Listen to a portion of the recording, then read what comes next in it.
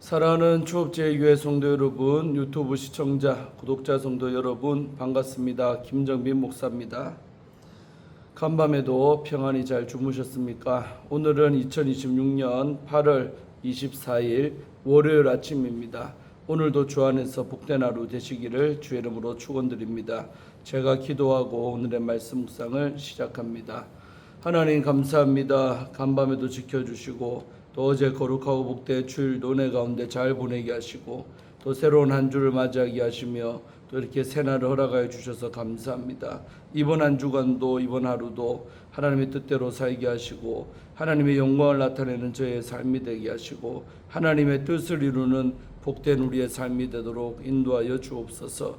이 아침에도 하나님 말씀을 먼저 묵상하오니 하나님 말씀을 묵상할 때 나를 향한 주님의 음성을 듣게 하시고 나를 향한 아버지의 마음을 느끼게 하시고 나를 향한 아버지의 뜻이 무엇인지 분별해서 깨달을 수 있도록 은혜를 베풀어 주옵소서. 주께서 우리와 함께 하실 줄로 믿사옵고 예수님 이름으로 간절히 기도드리옵나이다. 아멘. 할렐루야. 좋은 아침입니다. 함께 말씀 묵상하실 본문은 에스겔서 45장입니다. 9절부터 25절까지의 말씀입니다. 우리 개역 개정판으로 우리 한번 다 같이 읽도록 하겠습니다. 주 여호와께서 이같이 말씀하셨느니라. 이스라엘의 통치자들아 너희에게 만족하니라. 너희는 포악과 겁탈을 제거하여 버리고 정의와 공의를 행하여 내 백성에게 속여 빼앗은 것을 그칠지니라. 주 여호와의 말씀이니라. 너희는 공정한 저울과 공정한 에바와 공정한 밭을 쓸지니 에바와 밭은 그 용량을 동일하게 하되 호멜의 용량을 따라 밭은 10분의 1 호멜을 담게 하고 에바도 10분의 1 호멜을 담게 할 것이며 세겔을 20게라니 20게라와 25세겔과 15세겔로 너희 만회가 되게 하라.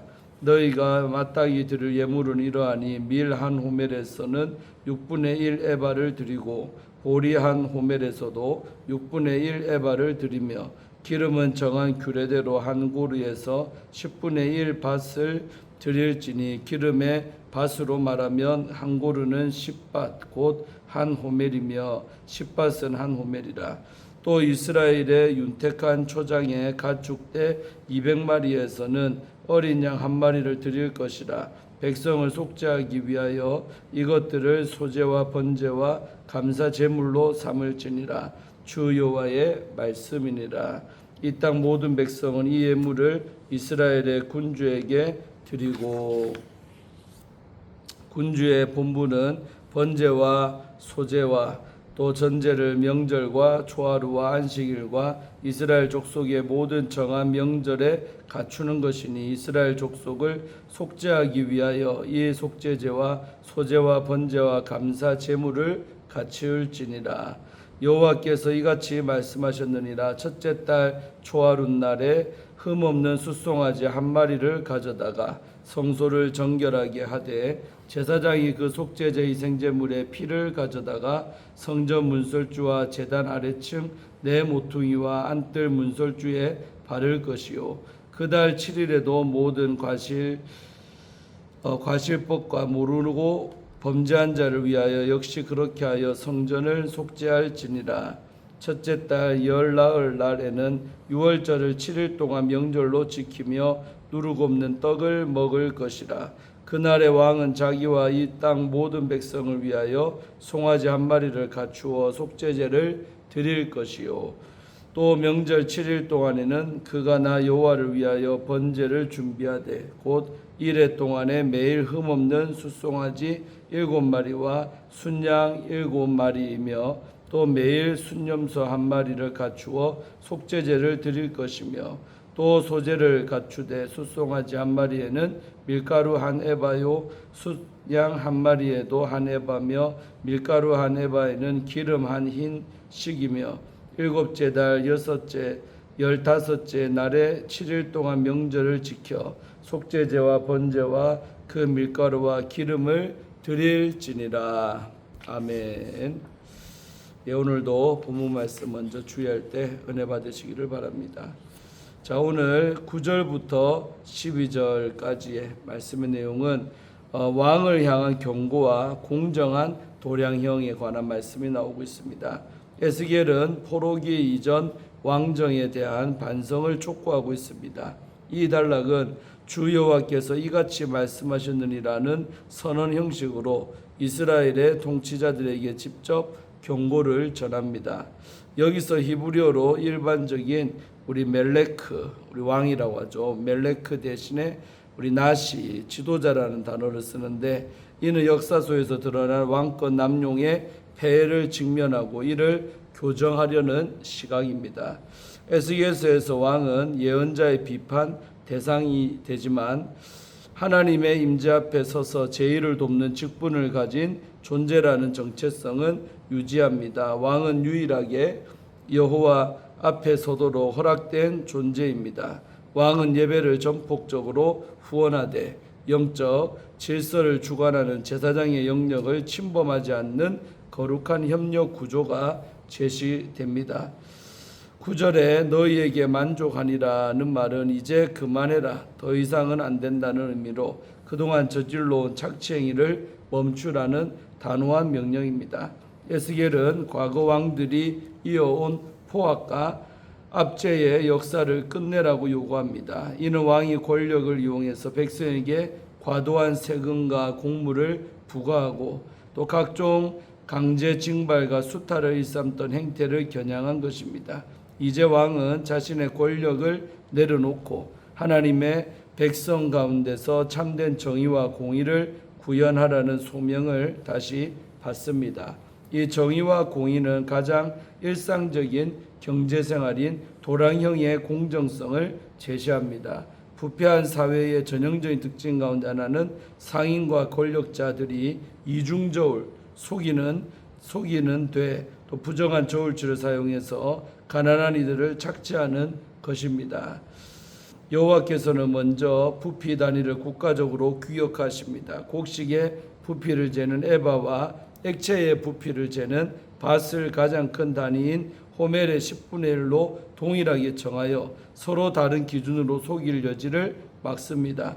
또한 무게의 단위이자 화폐 가치와 연결되는 세계를 20게라로 고정을 하고 60세계를 1만회로 삼아 공식 환율과 기준을 분명히 합니다. 이처럼 도량형을 공적으로 표준하는 것은 상거리에서 일어나는 혼란을 막고 경제적인 약자가 부당하게 수탈당하지 않도록 보호하기 위한 조치입니다. 또한 다음으로 13절에서 17절까지의 말씀은 백성의 헌물과 왕의 제의적인 책무가 나오고 있습니다. 13절에서 15절 말씀은 이스라엘 온 백성이 하나님께 바쳐야 할 예물의 비율을 명시하고 있습니다. 곡식, 우리 밀이나 보리는 1호멜마다 6분의 1 에바, 약 1.6%, 또 기름은 1고루마다 10분의 1 밭, 1%죠. 양떼는 200분의 1, 0.5%로 규정됩니다. 이는 율법에 규정된 일반적인 11조와 비교하면 상당히 적은 비율로 포로기 이후 공동체 형편을 고려한 자비로운 규정으로 볼 수가 있습니다. 이 예물들은 단순한 세금이 아니라 하나님 앞에서 백성의 죄를 속죄하고 하나님과 화목하게 하는 희생제물로 사용됩니다.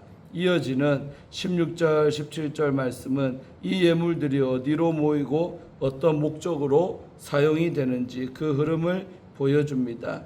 일관되게 우리 히브리어 멜레크, 우리 왕 대신에 나시, 우리 지도자라가 쓰였는데 이것은 군주로 번역되어 겸손히 섬기는 왕의 이미지를 강조하고 있습니다.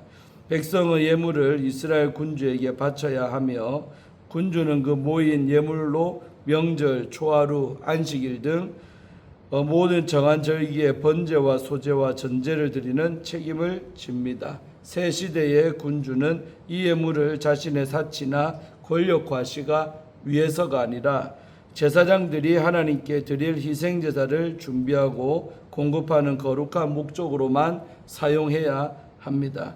그런 이스라엘 전체 공동체 예배가 원활하게 진행되도록 헌신하는 국가 최고 수준의 예배 후원자이자 봉사자입니다. 여기서 군주의 역할은 제사장과 분명히 구별됩니다. 군주는 경제적인 후원과 행정적인 책임을 통해 재물을 준비하고 관리하는 일을 맡습니다. 백성에게 거둔 예물을 보관했다가 절기가 다가오면 정해진 규례에 따라 하나님께 드릴 제물을 제사장에게 넘깁니다. 군주는 예배의 중요한 주관자이지만 제사장만 출입할 수 있는 성소 내부나 또 제단 바로 앞까지 직접 나아가 제사를 집행할 수는 없습니다. 짐승을 잡고 피를 제단에 뿌리고 또 제물을 태우는 실제 제사 행위는 제사장의 몫입니다. 이스라엘 족속을 위해 속죄하는 것은 군주가 준비한 제물을 통해 이루어지지만 하나님 앞에서 그 속죄 의식을 직접 수행하는 영적 권한은 제사장에게만 위임되어 있습니다. 다음으로 18절에서 20절 석절의 말씀은 새해의 성전 정결 예식이 나오고 있습니다. 첫째 달 초하룻날 우리 18절에 공동체가 맨 먼저 해야 할 일은 성소를 정결하게 하는 속죄 예식입니다. 제사장은 숫송아지의 피를 성전 문설주와 제단 아래층의 네 모퉁이와 안뜰 문설주에 발라야 했습니다. 20절에서는 첫째 달 7일에 또 한 번 속죄 예식을 행하라고 규정합니다. 그 대상은 모든 과실 범과 모르고 범죄한 자입니다. 여기에서 의도적이든 비의도적이든 공동체 안에 누적된 죄를 새해 초입에 치밀하게 처리하는 영적 정결의 의미가 있습니다. 다음으로 우리 21절부터 25절까지의 말씀의 내용은 유월절과 초막절 규례가 나오고 있습니다. 21절에서 24절의 말씀은 유월절과 초막절 규례를 다시 정리합니다. 첫째 달 14일에 시작되는 유월절은 이스라엘이 애굽에서 해방된 사건을 기념하는 절기입니다. 포로 공동체에게 유월절 회복은 곧 바벨론에서 경험할 또 한 번의 출애굽, 즉 제2의 구원을 소망하는 축제입니다. 군주는 자신과 모든 백성을 위해 7일 동안 매일 흠없는 숫송아지 순양을 각각 7마리씩 그리고 순염소 1마리를 속죄제로 드려야 했습니다. 여기에 숫송아지와 수장 1마리당 밀가루 한 에바에서 기름 한 흰을 섞어 소재로 준비해야 했습니다.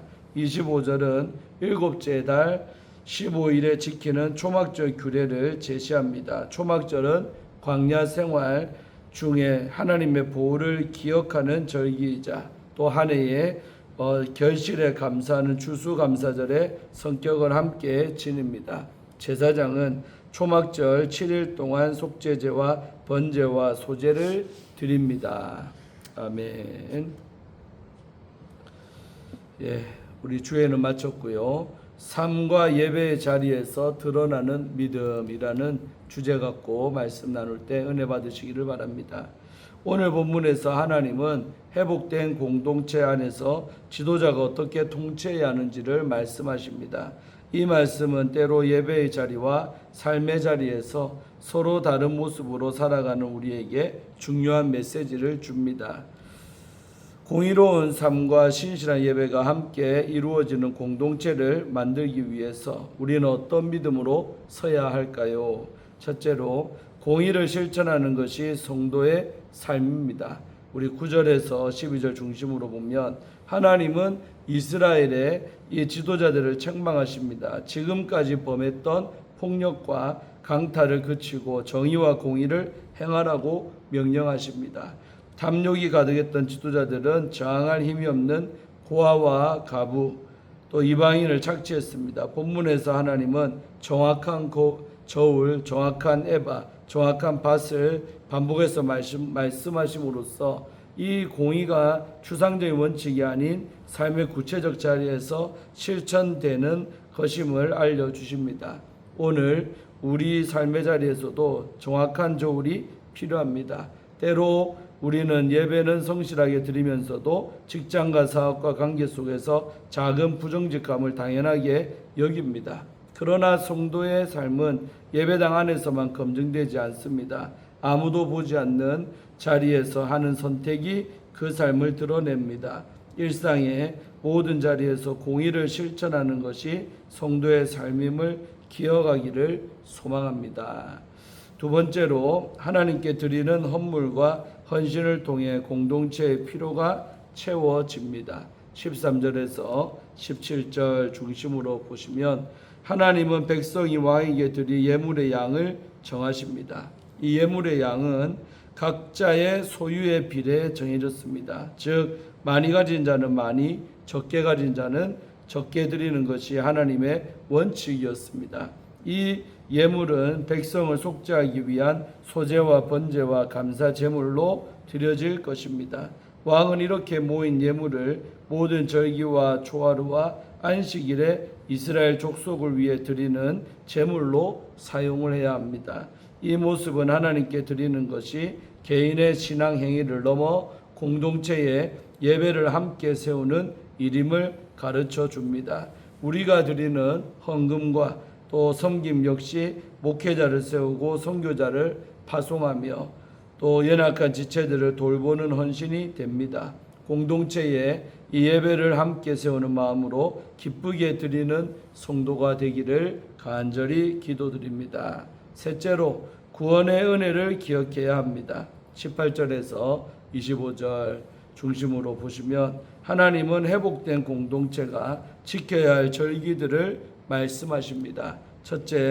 첫째는 새해 첫날 성소를 정결하게 하는 날입니다. 둘째는 유월절입니다. 7일 동안 지키는 이 절기는 하나님의 구원을 기억하는 기간입니다. 셋째는 일곱째 달 15일부터 1회 동안 지키는 초막절입니다. 새 절기는 각각 정결함, 구원의 기억, 또 하나님 나라 안에서의 새로운 삶이라는 의미를 담고 있습니다. 이는 과거의 구원을 기억하고 현재의 정결함을 구하며 미래의 소망을 바라보는 신앙의 훈련입니다.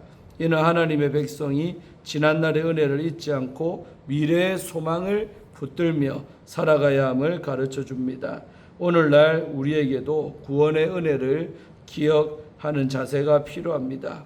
예배와 성찬과 절기를 통해 하나님의 구원을 기억하고 현재의 신앙을 점검하며 영원한 나라를 향한 소망을 새롭게 해야 합니다. 형식 안에 담긴 은혜를 깊이 새길 때 구원의 감격이 오늘의 삶을 이끄는 힘이 됩니다. 사랑하는 우리 조업제일교회 성도 여러분, 유튜브 우리 성도님들, 오늘 본문을 종합해서 보면 예배와 일상의 자리가 하나님 앞에서는 따로 구분되지 않는 것을 알 수 있습니다. 예배와 절기를 통해 하나님의 은혜를 기억하는 사람이 곧 일상의 자리에서도 굳건한 믿음을 지키며 살 수 있는 것입니다. 또한 하나님은 우리를 공동체로 부르셨습니다. 우리의 믿음이 개인을 넘어 공동체로, 예배당을 넘어 삶의 저 영역 전체로 확장되고 성숙해지기를 주의 이름으로 축원합니다. 아멘. 우리 마지막으로 박용호 목사님이 쓰신 시대를 읽다 성경을 살다라는 우리 책의 일부분을 읽어드리고 마치려고 합니다. 어느 신대원생이 청소년 아이를 입양을 했습니다. 그런데 아이가 가정에 잘 적응을 못하자 이 아버지가 어떻게 할지 고민을 하다가 소달구지를 캠핑카처럼 만들었습니다. 소달구지 위에 텐트를 싣고 밥도 해먹고 잠도 잘 수 있게 만든 뒤 아들을 휴학시키고 우리 소달구지 타고 전국 일주 한번 해볼까 하면서 길을 나섰습니다. 소달구지의 느린 걸음대로 나아가는 것입니다. 그때 하필 구제역이 발생하여 어느 지역에 들어가지 못하게 되었습니다. 계획이 완전히 틀어졌는데도 그저 산 밑에 텐트를 치고 구제역이 해결될 때까지 한 달 이상을 아들과 밥을 해먹고 나무 열매를 따러 다니고 족구도 하면서 지냈는데 그 사이에 아이가 많이 바뀌었습니다. 어떤 이가 다음과 같이 말했습니다. 길을 가다가 멈추어 서서 들꽃을 몇 분이라도 들여다볼 수 있는 사람이라면 결코 명품 가방을 갖지 못했다고 열등감에 빠지지 않을 것이다. 우리 가운데 여유와 내적인 힘이 없기 때문에 누군가가 조종하는 상업주의 문화에 속절없이 휩쓸려 가는 것입니다. 오늘 세대가 가져야 할, 특히 그리스도인이 가져야 할 삶의 태도는 저항입니다. 그래야 개인적인 힐링도 되고 저항력을 가진 사람들이 모여서 건강한 사회와 문화, 경제 구조를 만들 수 있습니다. 불의하고 불공정한 세상은 그대로 놓아두고 나 혼자 어떻게 기회를 잡아보려는 생각을 넘어서야 합니다. 그럴 때 아모스 선지자가 말한 정의를 물같이 공의가 마르지 않는 강같이 흐르는 사회를 향한 한 발짝이라도 더 나아갈 수가 있습니다. 아멘. 예, 오늘 큐티를 마치면서 오늘도 큰 은혜 받으신 줄로 믿습니다. 우리 예배 자리, 또 교회 나와서 예배하는 것, 또 삶의 일상의 자리가 구분이 없어야 한다는 것입니다. 늘 말하지만 삶의 예배자가 되는 것이 하나님이 제일로 기뻐하는 우리의 삶인 줄로 믿습니다. 그렇게 살아가시기를 주의 이름으로 축원드립니다. 제가 기도하고 마칩니다. 하나님 감사합니다. 오늘도 이 아침에 에스겔서 말씀을 통해 은혜 받게 하시고 깨닫게 하시니 감사합니다. 오늘도 우리를 깨닫게 하신 이 말씀대로 살게 하시며 정말 우리가 삶의 자리에서 더욱더 예배하며 하나님을 의식하며 또 구별된 삶을 살아갈 수 있는 저희가 다 되게 하여 주시옵소서. 감사드렸고 이번 한 주간도 오늘 하루도 하나님의 뜻대로만 살아가는 저희가 되게 하시고 세상과 타협하지 않고 말씀대로 순종하며 살아가는 저희가 다 되도록 은혜를 베풀어 주옵소서. 주께서 우리와 함께 하실 줄로 믿사옵고 예수님 이름으로 간절히 축복하며 기도하옵나이다. 아멘. 할렐루야. 오늘도 좋은 하루 되시기를 바랍니다. 내일 아침에 또 큐티로 만나겠습니다. 샬롬.